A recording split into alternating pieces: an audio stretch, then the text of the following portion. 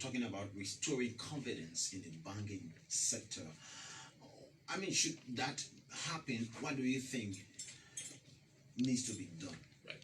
First of all, a very good question, because I want people listening to know that I don't just offer criticism. And by the way, my criticism are based on facts. I don't personalize it. I don't go after individuals. You know, I'm careful in how I use my words, and I base my criticism on facts, not on what I think or how I feel. The second thing I want your listening audience to know is that we do make recommendations, and so I'll answer your question about what to do. But we do make recommendations. We've done it in writing. We do it on radio stations when people ask us. So we're not just talking, criticizing. We're saying we recommend you do X, Y, Z. And I can give an example if you're interested in what we've recommended. But in the case of this monetary situation, the government needs to explain, first of all, what happened to everything else that has gone before. They need to explain what happened to the 25 million United States dollars. Detailed accounting of that. The 4 billion that was printed, the original 16 billion, all was not printed under this administration. Some was before they came to power, some were after. Because when you start to explain to people, let me try to give an example. If I give you $10, Yeah. right, and then you come back and you say, I need another $5. Please help me. The first question I'll ask you is, help me understand what you did with the first 10. Okay. Give me an explanation. You spent $2 on rice, $5 on your rent. Give me a breakdown. Because if you spend all that $10 million spend on your girlfriend, buying liquor and stuff, you come for more money. I want to give you more money, right? But if you can explain to me how you spend that first $10 on legitimate things and you still need help for another 5, I would say, okay, let me give you the other 5. Maybe I can't do the 5, I'll give you 3, whatever, but I'll help you. So that's what I'm saying. The government needs to tell us what has happened with everything else. Because otherwise, I don't believe you. If you can't tell me what you did, or if you use it irresponsibly, then I will not have any confidence, right, to give you more money. So that's a simple way of trying to explain. They gotta help us. Then we'll, okay, they use it correctly. Now we give them more, and they will use it correctly going forward. But if you can't explain that, and we're giving you more, people will not have confidence in the system. So if they can give explanation, it means they shouldn't print any new money. They should not. We should not allow them to do it until they give explanation. You see, gentlemen, But if we hold on, please. Yeah. Okay. If we want to change our country, we can't be being sorry for each other. We gotta hold ourselves to a certain standard. We gotta be demanding of each other. You should push me, I should push you. But if we keep doing the same things, we keep saying, oh, okay, let's just print it, man, and they never explain what they did with the rest of the money, how will the country change? How will we restore confidence? So we should not allow them to do it until they explain, because it's the obligation. Okay. It is. Right? and while just dropping this, the legislature has already given a go ahead for that. So Yeah, what do you think? and the legislature should not have done that. So That's what I'm saying. so So look, they will do it, unfortunately, because they will claim they've been given authority. There's some debate actually with some legislators, because they gotta go to a joint resolution between the two houses, meaning the House of Representatives and the Senate. I don't think they've done that. So there's some debate, but that shouldn't be. But do you see the possibility that the thumbs up won't be given for this money to be printed? I'm saying, gentlemen, I'm saying it should not be given until they give us the explanation. You know, the example I just give you, if I gave you money in the first time, you can't tell me how you spend it, I keep giving you more. Okay. It's that simple almost. Now, the race for a CBB peak for 2023 is on. And many Liberians have thought that this would have been something that you guys would have said, hey, come on, you be the Senate bearer, you be this. We see you and the former vice president almost like on a campaign. And I should be the one, I should be the one. So tell us about this race for a peak for a Senate bearer. How's the process and what method are you using? Because we are aware of your voter perception survey you do and election for what you call a primary for that. How's it going? Right. So the first thing I would say is Liberians and Bongis and citizens of all of our country should not be alarmed or concerned that there is competition within the CPP. That is not a bad thing. I respect the former vice president. I think he respects me. We have a good relationship. But we are both competing for the highest office. And I don't think anybody should be just given a job. We have to earn it. We have to work for it. We have to convince the Liberian people. So the fact that we are both competing for the CPP nomination is not a bad thing. People shouldn't be alarmed about that. To your point is, we have defined a process by which we will make that decision. And let me explain the process, if I may. The process says, look, the four parties, not just individuals, but the four parties, the representatives, should sit, first of all, and see if they can reach some consensus. And consensus means that all four have to agree. So it doesn't mean 3 versus 1. All four parties sit down and say, look, we agree that Emmanuel, you should be the standard bearer. And if we agree that, then that agreement is done. If we do not agree by consensus, because we may not, we said then we'll go to our convention where each party will send equal number of delegates, and those delegates will vote on who should be the standard bearer. Before that convention takes place, we will do, to your point, a voter perception survey. It's polling to ask Liberians. That polling will not be binding. The delegates don't have to follow the outcome of the poll, but it will be informational to say, look, we've gone around the country, we asked questions, and this is a message where Liberian people are saying, you can use it or not. And then we'll have that go to that delegate process. And what I'm seeing to everybody listen to my voice today, that when we go through that process, if we follow the process we agreed, and I'm not even saying we gotta follow it 100% because there's no perfect in the world, but even 80% of what we agree, we follow that process, I, Alexander Cummings, and the ANC will support the outcome of that process. Okay. Whatever the outcome is. I hope that outcome is that I'm the standard bearer, but that's not my decision. I can only make my case to Liberian people and to the delegates, and they will decide.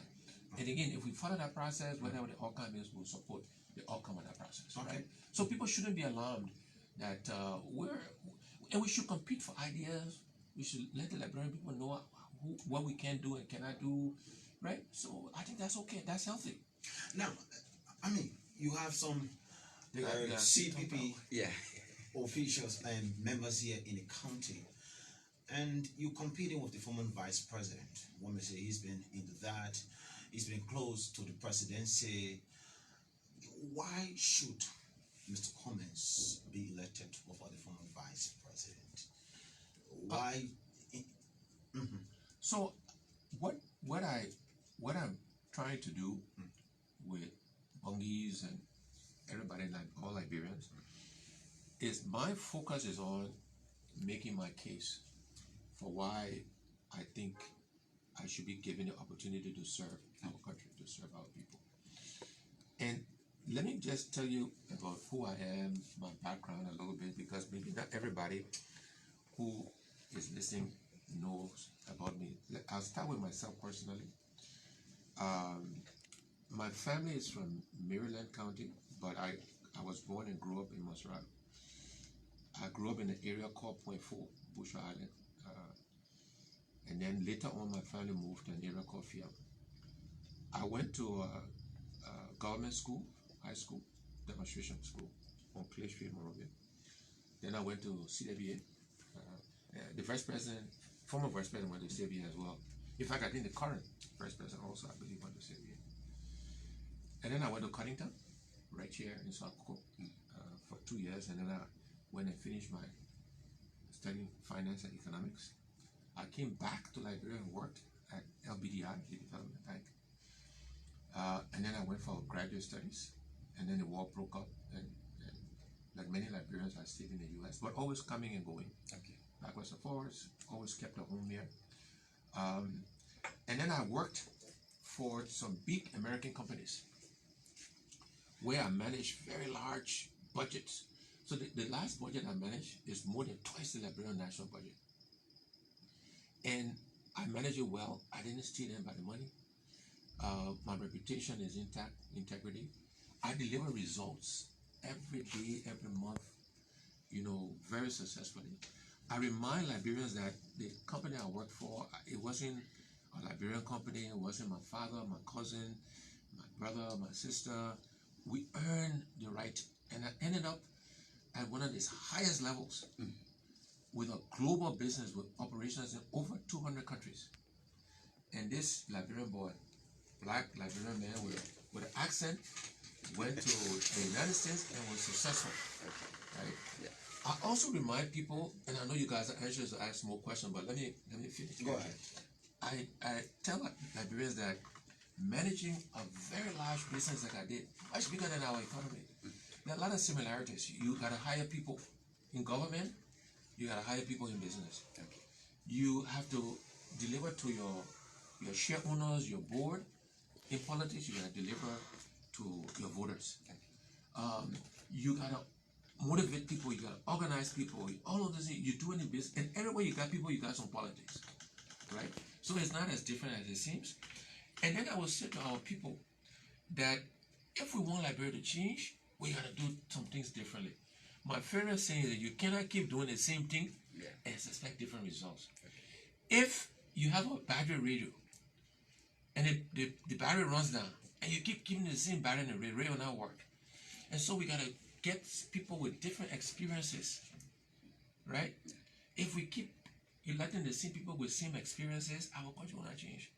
If we're doing that because we like them, because they're popular, at present we are popular, but look what happened to the country. Or because we got sympathy for them, or they've been around, the country will not change. Okay. So I'm making my case to the people as to why I think I bring the right experiences that are different from others that will change our country and move it forward. Don't you think this selection process might bring this unity in the CPP? It should not. And that's why I said earlier, Liberians should not be alarmed because we're competing. From my side, I'm not personalizing the competition. It's based on facts. I'm making my case to the Liberian people, and I tell my people in the ANC, because for us to win the CPP nomination, we need to convince people from the other parties. Okay. Because when we go to a convention, we all go there with equal number of delegates. So if only the ANC people support me, only the UP people support Mr. Barker, we can't win. So we both gotta convince other people from other parties to support us. And I don't think it should not bring rigidity, let me say that. Well, Mr. Cummings agreed to go as a vice running mate to Barker should he win. I mean, one is a Cummings who finished fourth in the 2017 general elections, even though that was his first time, and finishing fourth. Will he agree going as a vice running mate to the former vice president if it doesn't play out his way? So let me ask you a question. It's good for the citizens of Bong to hear this. So every year we have the county meet, right? Sure. Yeah. Yes. And every year Bong competes to win the county meet, right? So when they are practicing to go compete, do we tell them to go be runner-up to be number 2? Don't we say we'll practice, let's go play the tournament, and we want to win the tournament, right? And then if you don't win, you don't win. But you can't, before you even start the tournament, Emmanuel, already say, oh, I will be happy to come and run out. Should you now win? No, that is beside the point though. Okay. I am saying is, let's play the game, let's play the tournament, and let's see what the outcome is. If you start to settle already, right? That by definition, if the Bong team already before they even play the first game, but there's a race, and the dice may roll on any other side. Sure. Of course, but let's play the game and see what the dice rolls. Okay. So we on a little board. Yeah. We even throw the dice yet, and then you say, oh, but will you accept if you don't get 6 when you throw the dice? Let's throw the dice and let's see what will happen. The other thing I would say to you is that we need to, as a country, as a people, we need to make a choice. because it is too easy. People don't want to make a decision. They want to be nice. Oh, just go pair up. No, if you believe, if the city believe Mr. Boykai, former president Mr. Boykai is the best person to lead the country, they should support him, and that's okay. If they believe I should be the president, they should support me. But let's go to the tournament and let Liberians decide. Let the CPP decide. We can't, gentlemen. If that's how you live your life, you'll not be very successful. If before you even do anything, you're already settling. You already settling to be number 2, number 3, number 4. I'm telling you, this is part of what we gotta change in Liberia. We gotta strive to be number 1 all the time in everything we do. And if we're not number 1, okay, and you deal with it when it happens. But you can't already. You don't even do anything else. Before we open the phone line, you've been vocal in this government, like in Jesus. What kind of president will you be if the Liberians gave you the opportunity to serve at the level of the presidency?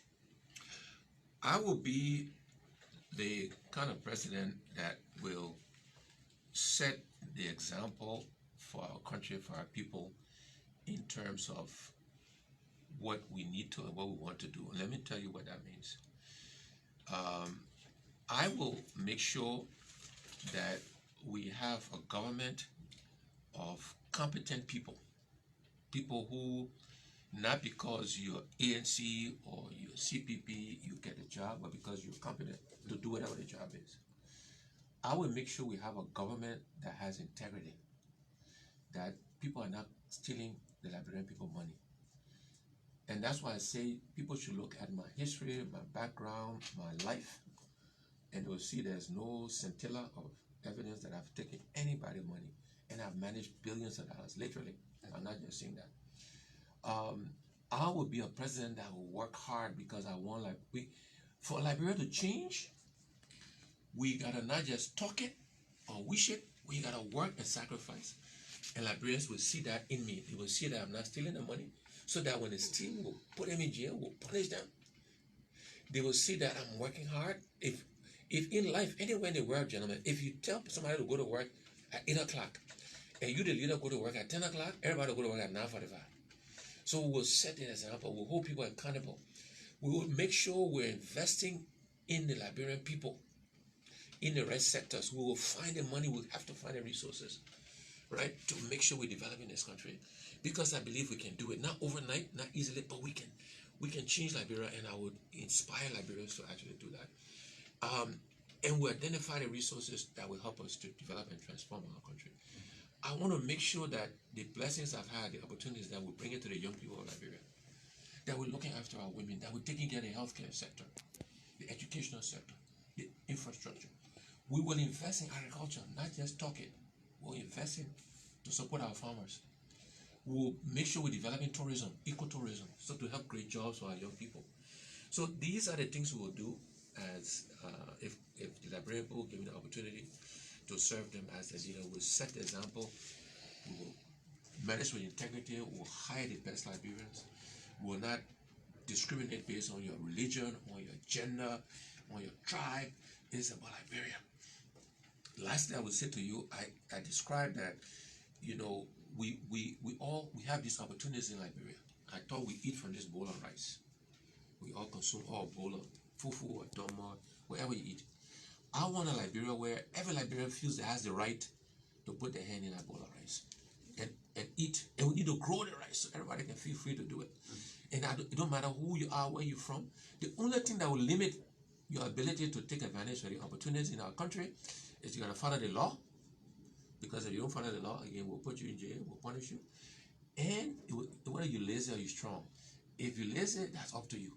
If you're strong, you will take advantage of more of the opportunities. But there should be no other limiting factors in terms of this country. Nothing else should limit your ability to enjoy what our country offers. Mr. Cummings, which strategy you think the CPP can put in place to defeat a popular president like George Manawi? Well, first of all, we gotta stick together. Okay. Right? And this is why, speaking from the ANC, I'm committed to follow the process we agreed. The decision is made, then we have to stick together to support the outcome of that decision. That's the first thing we do to defeat. Okay. The second thing we need to do is, of course, in that process, we need to pick the best standard bearer who really offers a difference, a contrast to person we are, because it can't be more the same, right? In life, not just in Liberia, in life, if you give people two choices that are somewhat similar, people will take the choice that they already have, right? So we gotta give the people a choice. And then, frankly, the President Weah and his team, they're helping us a lot because of their performance. So they're doing a lot of the work for us. Yeah, but gentlemen, they are. And again, I'm not just seeing it because I'm in opposition. I'm looking at the facts. You know, as I mentioned, unemployment is worse. Hospitals are worse than they were in terms of drugs and availability. Teachers are not getting paid. Healthcare workers are not getting paid. People are going on strike. The list goes on and on and on, gentlemen. So it's not. And Liberians made that verdict in December, because in December there were 15 senators, right? And the opposition between the CPP and the other opposition won 11, 12 for the 15 seats. So Liberians get a verdict that they performing poorly. Don't take my word. Liberians sent a message to President Monserrato was supposed to be his base. The CPP candidate Monserrato won overwhelmingly. President, we have put up Thomas Falahan there. In Bong County, Senator Prince Moi, CPP candidate, won the other candidates, Henry Jala, others. So Liberians are saying they're not happy. Okay. Yeah? 1-0777-777-965 is the number. When I begin to interact with you, take a few calls and get back to Mr. Cummings to wrap up. Good morning. Good morning. Good morning to everyone. Let's hear you. Yeah, this is Toby Swift. I call you from Banga. Obi, go ahead. Let me say good morning to Mr. Cummings. I have two concerns. One has to do with, I listened to the deliberation where you talk about the putting of the money. There was an Easter where the certain group of the CPP members have agreed that you are not going to sign on some of the senators, and later we saw some of your senators went and signed. One president of our senator from here, Senator Prince Moi. I want to know what's going on, that you had a disagreement, your senator had disagreement.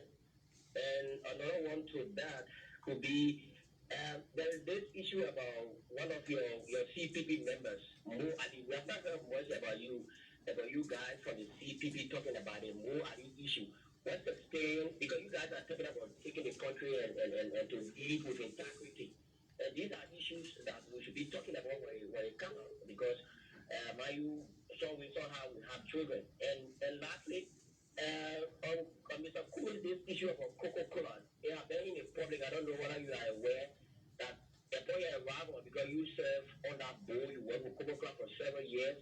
But upon your return to Liberia, the company closes. What went wrong? Okay, thank you. This caller. Good morning. Let's take this one. Good morning. Yes, good morning. Hello? Your name, from where you join us. Go ahead. It is my guy, Tell calling from Energy. Let's hear you. Yeah, good morning, Mr. Cummings. Morning. I have two questions I wanted to give you. One has to do with why you allow yourself to be attached to a political party like Unity Party that led the country for 12 years, they robbed this country. And today, this country, we are suffering today under this regime. Two, he went off. It went off. This caller, good morning. What's your name? Go ahead. Good morning, Mr. Cummings. Morning. Mr. Cummings, what you have said to the police, that's one thing we need to call and show. I heard you talking about people are suffering around the country. And I was just mentioning to the community, I call you from the Bong County community. You know, before, if disability people in the various countries were having, we need to be having subsidies that we should help disability people to the school program. But we have stopped. Even some of our brothers and sisters and why we here. What do you want done? Just go straight to the point. Yeah, so my appeal to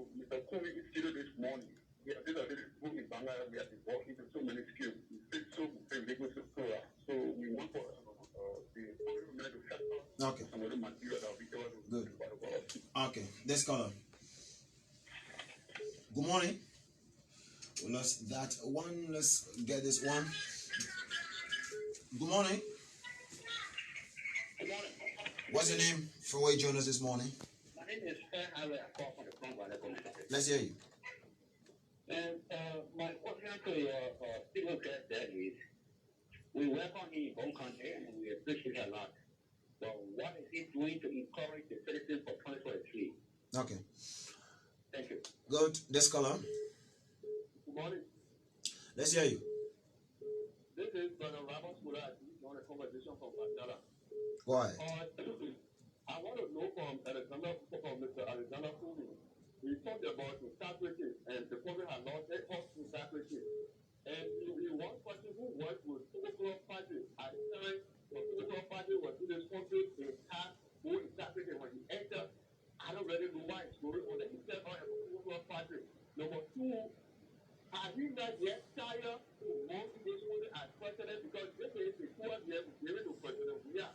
And let me give all the impact in this country. What has he done for this country? Okay. As political leader. Okay. This country, let me tell us. Thank you. This final one. Good morning. Yeah, good morning. Let's hear you. Yeah, I'm Isaac Peter. I'm from local party. Go ahead, Isaac. Yeah, my question has to do with the question on the only person that can defeat the way I told it to me. What do you say about that? He's the only person in the city that can defeat the way I told it to me. Okay. Thank you. I think, sir, you can begin responding to the concerns. And one that talked amongst them is the issue of this Coca-Cola thing, Yeah, sure. which is more important. Yeah, we'll cover, trying to get to all of them.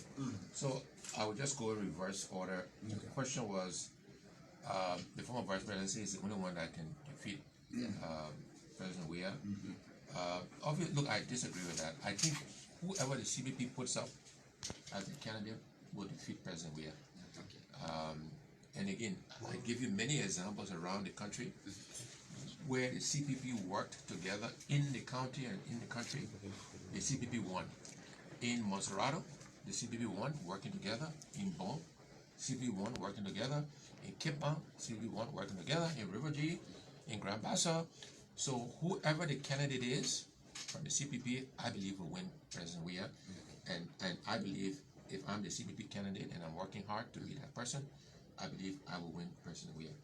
The question about what am I doing, I will answer. I will give some examples, but I will also want to ask the Liberian people when we elected President Weah, when I didn't vote for him, when President Weah was elected, nobody can point to me what he actually did as well, substantially, right? And so we need to not only look at what we do to help, and I will give you many examples of what my family and I do to help, but what have we done in the past with opportunities we've been given? Because I tell people the best way to predict future behavior and future performance is past behavior and past performance. And so looking at my success, what I've done should give Liberians good sense that I know how to manage large, complex organizations, motivate people, hire people, deliver results, which is what we want to do, deliver results for Liberian people. But personally, I also say to Liberians, I can only do so much as a private citizen. I only have so much money. And I'm not making this as an investment. When I'm successful, I don't plan to take Liberian money to pay myself back. Whatever we spend, we spend. But we, in this country, we do, and we have a brochure we should leave with you guys.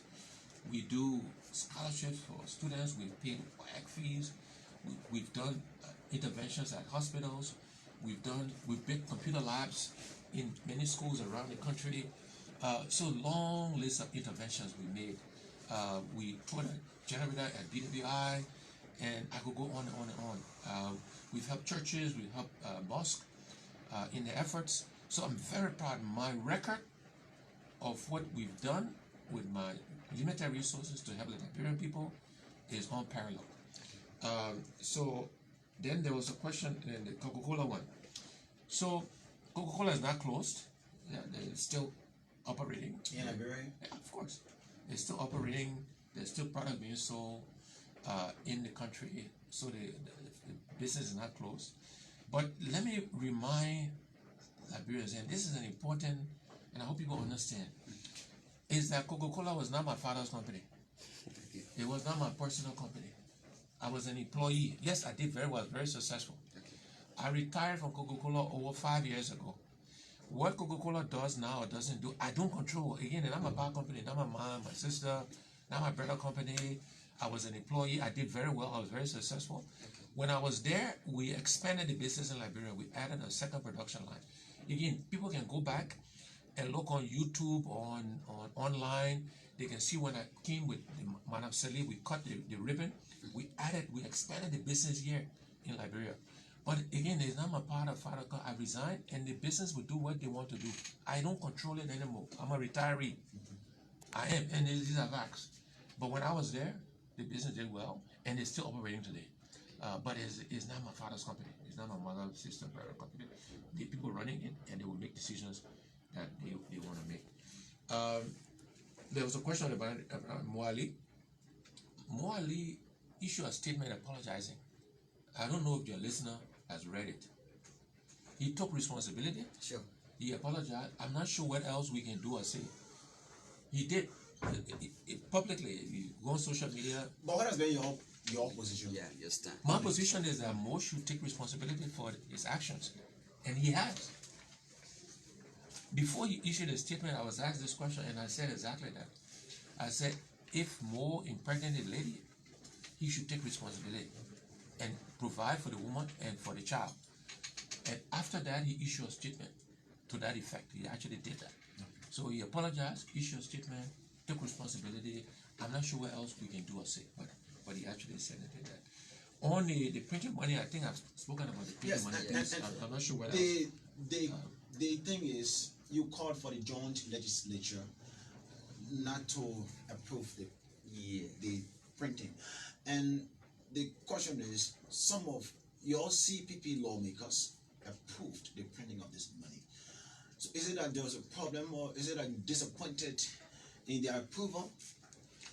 Yeah, look, I would say I am disappointed in the approval. Okay. And look, what I need to explain to Bongis who are listening to me today is that we are, the CPP, it's a work in progress. It's a new collaboration. And over time, we'll get much better at our coordination. You know, when a child is born, the child got to crawl first, then the child walks, then before the child can run. We just formed this CPP about a year or so ago. We're in the crawling stages. We still figure out how we want to, because I remind you that we are 4 independent parties that came together to collaborate, and we still kept our independence, right? But we're getting better at coordinating ourselves, working together, and we'll get better and better and better. We'll get to the stage now where we'll start to walk, and then we'll start to run, and our legislature and the CPP will coordinate our efforts better, and these things will happen less and less and less. Okay. So thanks so much, and we're gonna leave now. What's your parting comment? So my parting comment is as follows. First of all, I want to thank you, gentlemen, for a spirited conversation. Sure. I want to say it's always good to come back to Banga, to come to Bong County. Lastly, before you get your parting comment, someone viewing this live on Front Page Africa is interested whether you support the war and economic crimes court when elected president.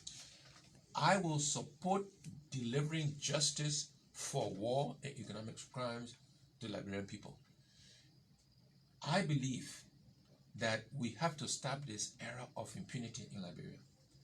That people who commit economic crimes, who commit war crimes, need to be punished. And we need to agree as a people what that process is for bringing justice to those people who are affected. But I believe we got to stop this era of impunity, and people who commit war and economic crimes need to be punished. Okay. So again, my parting words is that good to be back in Bong. Thanks for the warm welcome and reception. I want our people to believe that Liberia can change, that what we're experiencing today is not our fate. But we have to work together, we have to work hard, we have to sacrifice if we want to change Liberia. And I also want to say to Bongis today that we cannot keep doing the same thing and expect different results. In our personal lives, in our national lives, we gotta do some things differently. We gotta elect different people with different experiences to change this country. So I thank you for the opportunity. Let's leave committed to changing our country because we can. And I want to say, God bless you. God bless Liberia. Thank you very much. Okay, thank you so much for